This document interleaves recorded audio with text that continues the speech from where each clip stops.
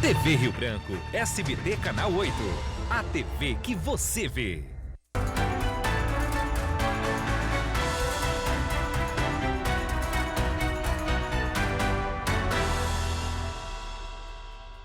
Bom dia, amigos da TV Rio Branco. Hoje é terça-feira, 29 de junho de 2021. Estamos começando mais uma edição do RB Notícias ao vivo na sua TV Rio Branco, canal 8.1 SBT, Sistema Brasileiro de Televisão. O programa de hoje começa falando sobre política e também saúde. Eu vou entrevistar agora o vice-presidente da Assembleia Legislativa, o deputado Genilson Leite, que também é médico, infectologista. Vamos falar, como eu falei agora há pouco, sobre política. Vamos saber dele como é que vai esse embate entre oposição e situação lá no plenário da Assembleia. Se bem que não é bem no plenário, porque agora é o plenário virtual, por enquanto, né? Logo, logo, certamente as coisas voltarão ao normal, a vida voltará ao normal com o avanço da vacina e com a redução do número de casos e também de vítimas. Acho que nós entramos aí pelo 5º dia, né, deputado consecutivo, 6º dia, sem vítima fatal. Que bom! Vamos saber dele a que se deve isso, se é o avanço da vacina, acredito que sim também, se é os cuidados da população que certamente está aderindo a algumas campanhas, inclusive a dele, de uso de máscara, e também de outros cuidados do próprio poder público, tanto das prefeituras quanto do governo do estado.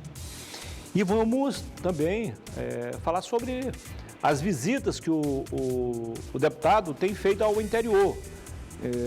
Recentemente ele esteve em Plácido de Castro, esteve em Epitaciolândia. Aliás, Epitaciolândia viveu um final de semana de festa, né? Em comemoração à emancipação política e administrativa do município. Todos sabem que foi no dia 28 de abril, mas depois cada um fixou uma data para não ficar tudo no mês de abril, né? Aí ficava difícil até para a imprensa e as autoridades fazerem, então, prestigiar então os eventos, ok? A Epitaciolândia é um dos 10 novos municípios que foi fundado em 92 pelo então governador Edmundo Pinto de Almeida Neto. São 11 horas e 5 minutos. Sempre com o apoio do Arasuper, do Aramix e também da Clínica e Laboratório Dr. Lúcio Brasil. Tenho o prazer de conversar com o deputado e médico Genilson Leite. Seja bem-vindo, deputado. Muito bom dia. Bom dia, Muniz. Bom dia a todas as pessoas que nos assistem nesse momento na TV Rio Branco.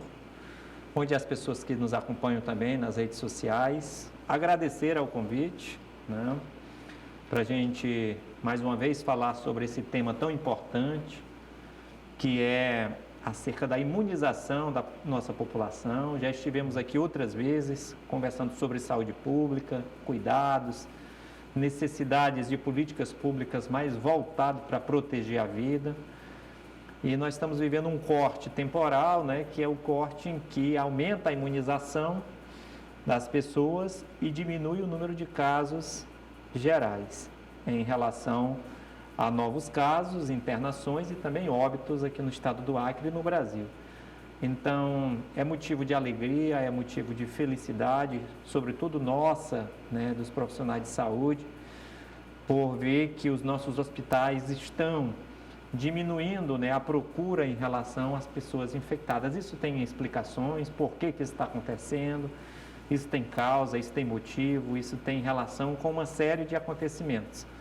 Fico à sua disposição para as perguntas que você achar necessário. O deputado, para quem não sabe, amanheceu hoje sendo entrevistado pelos nossos colegas jornalistas Jairo Carioca e o Jonathan Costa, lá na Aldeia FM, no programa Cidadania. Deputado, nós entramos aí no 5º dia sem registrarmos óbito, sem nenhuma morte nesses 5 dias.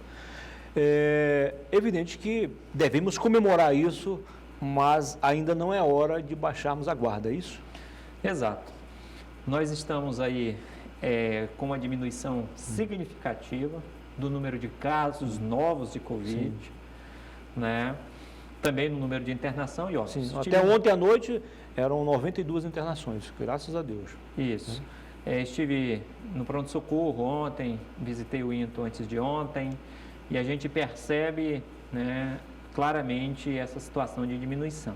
Temos hoje a menor taxa de internação, tanto do ponto de vista proporcional quanto nos valores absolutos. Desde março. Desde março, né? Isso. Que bom, né? Isso tem uma explicação, Muniz. Observe que a vacina avança, né? A vacinação avança, no Brasil e no estado do Acre. Isso confere à população, mesmo aquela que recebeu a primeira dose, um grau moderado de imunidade, né? Nós temos hoje aqui no Acre, para você ter uma ideia, 27% da população imunizada com uma dose e nós temos 8% da população imunizada com as 2 doses. Isso representa, com a primeira dose, representa 245 mil pessoas imunizadas no Acre com a primeira dose. É um percentual que nós consideramos ainda pequeno, 27 com a primeira dose, para explicar sozinho por que o número de casos diminuíram tanto, né? Ele explica sozinho isso? Não explica sozinho. A população aderiu aos cuidados, ao uso da máscara? Uma parte da população sim, né? Mas outra nós sabemos que está por aí nas ruas sem máscara, andando. Há uma grande quantidade de acreanos que pegaram Covid. E essas pessoas que pegaram Covid, elas desenvolvem uma imunidade que nós chamamos a imunidade por contato. Entrou em contato com o vírus, teve a forma leve, a forma grave, ou a forma moderada, não morreu, desenvolveu uma imunidade. O tempo que leva essa imunidade nós não sabemos ainda, mas a essas pessoas é conferida uma imunidade. Quantas pessoas nós temos no Acre hoje? Quantas pessoas nós temos no Acre? Um estado de 900 mil pessoas, né, habitantes. Isso. Quantas pessoas nós temos no Acre que pegou Covid, concretamente? A nossa vigilância epidemiológica, ela coloca que o Acre notificou 85 mil pessoas que pegaram Covid. Notificou. O que é a notificação? A notificação é a pessoa que fez o exame, aliás, apresentou os sintomas, sim, fez o exame, deu positivo, então ela é notificada. Aquela ali está com Covid. Só que há uma teoria, na verdade, um estudo no Brasil, que diz que de cada 10 pessoas no Brasil, cada 10 pessoas com Covid no Brasil, apenas uma é notificada. Ou seja, o que é a vigilância epidemiológica? Ela faz uma... Esses números, de fato, não são reais, então não são reais. Nós não temos só 85 mil pessoas no Acre que pegaram Covid. Aquilo ali é o horizonte. Vamos pegar um exemplo prático. Na minha casa, por exemplo. Na minha casa, a minha esposa pegou Covid, né? E os pais... Só um minutinho aqui, só para compreender melhor, sem prejudicar seu raciocínio. Esses dados são confiáveis? Eles representam a realidade que o senhor falou? Os dados da notificação? Não, que de fato não representa... São confiáveis, são dados confiáveis, né, e que os estudos e o dia a dia mostram isso. Legal, aí pode prosseguir. E aí a subnotificação não é que significa uma irresponsabilidade da vigilância epidemiológica. A vigilância epidemiológica ela tem uma capacidade de agir, né? Uma capacidade de atuar. Ela não está indo ainda lá, ela espera a manifestação. Espera. E o que ocorre? Ela também tem braços, e os braços não são tão longos para poder notificar todo mundo, até mesmo porque tem pessoas que pegam Covid, por exemplo. São assintomáticas. Numa casa de 5 pessoas, né? Numa casa de 5 pessoas, às vezes todo mundo pega Covid. Aí um é que fica pior. Sim. Aí só esse é notificado. Vai lá no posto de saúde ou na UPA para poder receber o atendimento. E só ela é notificada. As outras não foram procurar. Entendi. Elas ficaram em casa. Então, a vigilância diz que alguns epidemiologistas dizem que no Brasil, de cada 10 pessoas, apenas uma é notificada pelo nosso sistema de vigilância epidemiológica. Vamos tirar de 10 e vamos colocar 5 no Acre. No Acre, nós temos 85 mil pessoas notificadas. Vamos fazer um cálculo rápido aqui, né? Se nós temos 85 mil pessoas que foram notificadas, vamos multiplicar por 5. 5 vezes 8, 40, 425 mil pessoas. Aí nós temos aqui... Praticamente metade da população. Aí o Acre vacinou mais 245 mil pessoas até hoje. Mais 245 mil pessoas. Né?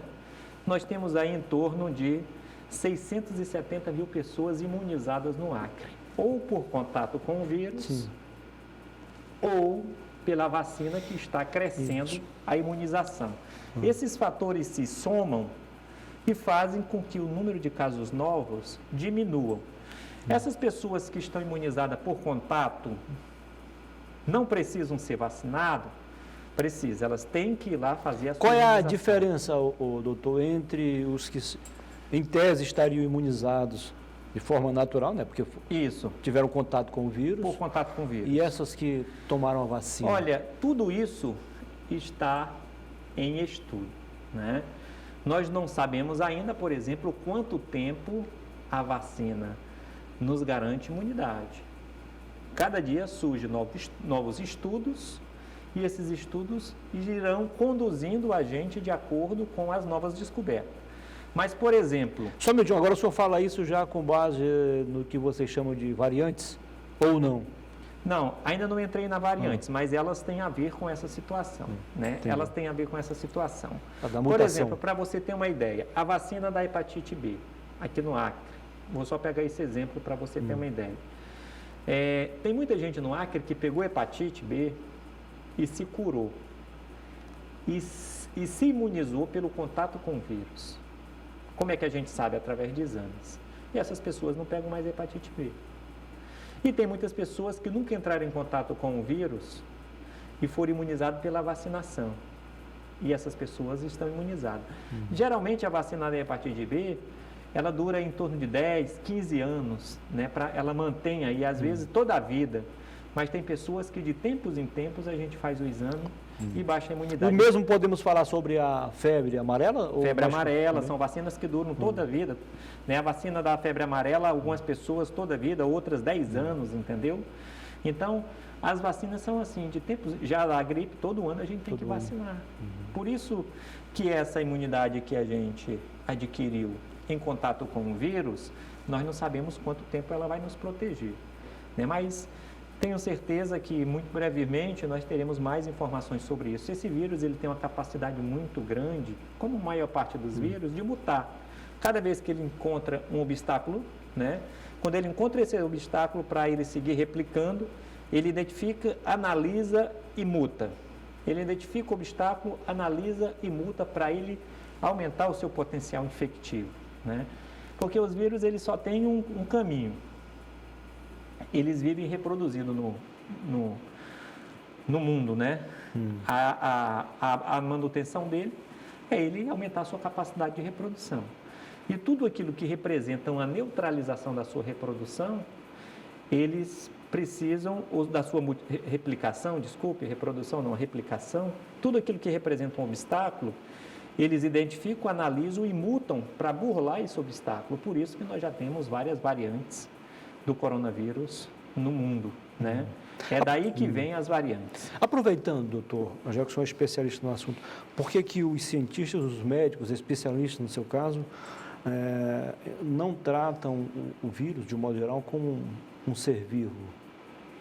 Olha, o vírus, ele... Assim como o protozoário, o fungo, né? A bactéria. Exatamente, por conta que para ser vivo, ele precisa ter alguns critérios, né? Alguns critérios... Ele é dependente de alguma coisa? Ele precisa ter alguns critérios de funcionamento, de organicidade do seu funcionamento. Ele tem, no caso das bactérias, elas têm organelas, né? As células têm organelas que configuram todo um sistema de funcionamento, né?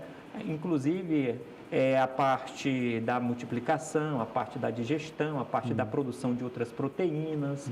As bactérias elas têm essa capacidade de fazer isso e são considerados seres vivos. Já os vírus, eles estão na natureza em forma apenas de material genético. O que é o material genético? É o DNA ou o RNA.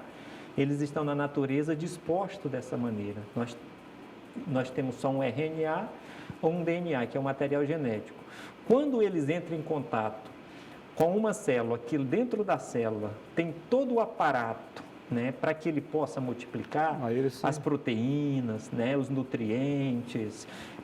Aí ele utiliza essas estruturas desse ser vivo, que é uma célula, para poder produzir outros materiais genéticos, outros RNAs ou DNAs. Ou seja, ele precisa de um hospedeiro. Ele precisa de um hospedeiro. Tá, por dever de ofício, fui obrigado a conhecer um pouco também, mas a maioria das pessoas não sabe. Eu acho que essa informação é importante, deputado e médico.